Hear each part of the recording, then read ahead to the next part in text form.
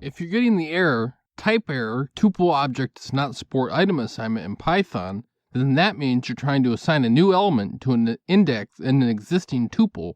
The crux of the error here is that tuples are immutable, meaning once there's values inside of them, you can't change those values. That's the very thing that Python's communicating to you with the error message. If you want to get cute, technically you could have a tuple of lists and then change the values in the list that are in the tuple.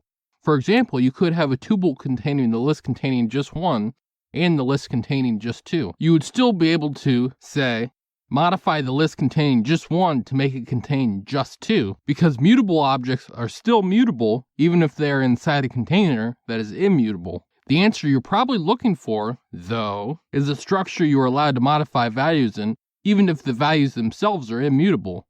Your best bet for that would be to put those types of values in a list. Like and subscribe to learn more.